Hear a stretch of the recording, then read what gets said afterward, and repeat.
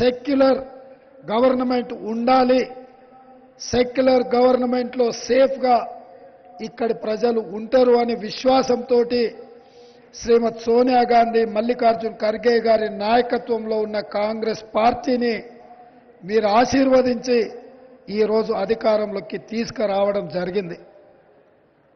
ఈ జర్నీ ఇది పూర్తి కాలేదు. మొన్న కర్ణాటక రాష్ట్రంలో మీరు అధికారంలోకి తెచ్చిండ్రు. నిన్న హిమాచల్ ప్రదేశ్లో కాంగ్రెస్ను అధికారంలోకి తెచ్చిండ్రు. నేడు ఈనాడు తెలంగాణలో కాంగ్రెస్ పార్టీని అధికారంలోకి తీసుకొచ్చి ఒక సెక్యులర్ ప్రభుత్వాన్ని ఏర్పాటు చేసిండ్రు. కానీ ఇంతకంటే పెద్ద గురుతరమైన బాధ్యత ఈ దేశ పౌరుల మీద ఉన్నది. 140 కోట్ల ప్రజలు సుఖశాంతులతో మత సామరస్యాన్ని కాపాడుకుంటూ ఈ దేశం పరడవిల్లాలి, ఈ దేశం అభివృద్ధి పదం వైపు దూసుకు వెళ్ళాలి అనంటే రాబోయే రోజుల్లో జరగబోయే లోక్సభ ఎన్నికలలో ఎర్రకోట మీద మువ్వన్నెల జెండా ఎగిరినప్పుడే ఈ దేశానికి రక్షణ ఉంటుంది. ఈ దేశంలో సర్వమత సమ్మేళనం శాంతియుతంగా ముందుకు సాగుతుంది.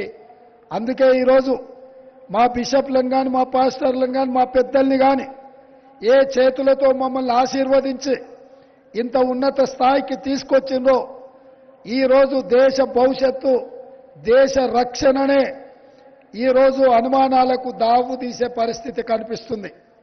మొన్నటికి మొన్న మణిపూర్లో జరిగిన కిరాతక చర్యలు మీరు కల్లారా చూసిండ్రు. నెల రోజులైన వైపున ప్రధానమంత్రి గారు కానీ, కేంద్ర హోంశాఖ మంత్రి గారు కానీ మణిపూర్లో మండిపోతున్న ప్రజలని కాపాడడానికి ప్రయత్నం చేయలేదు.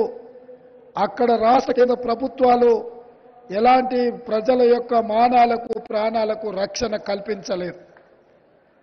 ఆ చర్యలకు పాల్పడకపోను ఎన్నికలలో ఓట్లు అడగడానికి, ఎన్నికల ప్రచారంలో మునిగి తేలిండ్రు. మణిపూర్లో ఉన్న సామాన్యమైన ప్రజల ప్రాణాల కంటే ఎన్నికలలో రాజకీయ ప్రయోజనాలే వాళ్ళకి కావాలి అని చెప్పి వాళ్ళు మన కళ్ళ ముందు కళ్ళ కట్టినట్టుగా వ్యవహరించారు.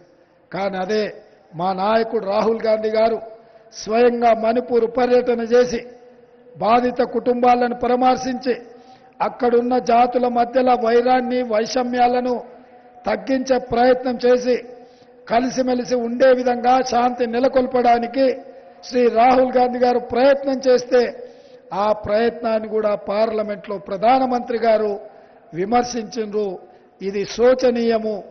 ఇట్లాంటి మణిపూర్ లాంటి సంఘటనలు దేశంలో ఇంకెక్కడ కూడా జరగకుండా చూడవలసిన బాధ్యత ఈ దేశ పౌరుల మీద, ప్రతి ఒక్కరి మీద ఉన్నది. ఆ దిశగా ప్రయాణించడానికి, మాకి శక్తినివ్వడానికి, ఆ దిశగా మేము ముందుకు సాగడానికి బిషప్లందరూ కూడా మమ్మల్ని ఆశీర్వదించవలసినగా ఈ సందర్భంగా నేను కోరుకుంటున్నా.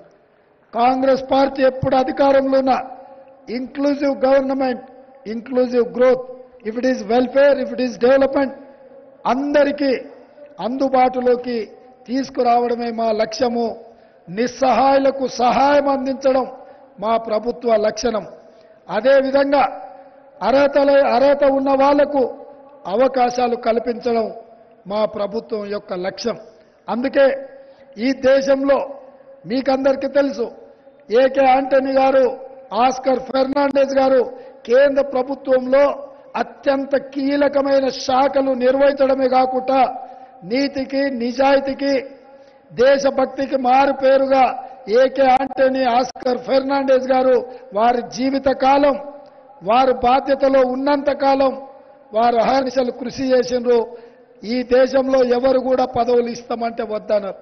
కానీ ఏకే ఆంటనీ గారికి పార్టీ మొత్తం మీకు బాధ్యత ఉంది, ఢిల్లీలో ఉండండి, మీకు రాజ్యసభ ఇస్తాం, అన్ని అవకాశాలు కల్పిస్తామంటే కూడా యువతకు మనము అవకాశాలు ఇవ్వాలి, వాళ్ళకి ఇవ్వండి. నేను కేరళలో ఉన్నా, ఢిల్లీలో ఉన్నా, ఈ దేశ ప్రయోజనాల కోసం ఎప్పుడూ పాటుపడుతూనే ఉంటా. కాంగ్రెస్ పార్టీ యొక్క గెలుపు కోసం కృషి చేస్తూనే ఉంటా అని చెప్పిన నాయకుడు ఏకే ఆంటనీ గారు. అదేవిధంగా ఈరోజు నేను మీకు మాట ఇస్తున్నా, తెలంగాణ రాష్ట్రంలో ఏర్పడ్డ ఇందిరమ్మ రాజ్యం ఇది పేదల కోసం, పేదల సంక్షేమం కోసం, పేదల యొక్క అభివృద్ధి కోసం, అభ్యున్నతి కోసం కృషి చేస్తుంది.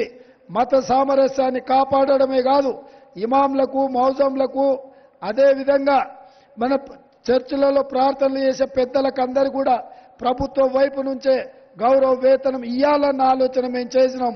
అర్హులైన అందరికీ తప్పకుండా అవకాశం కల్పిస్తాం.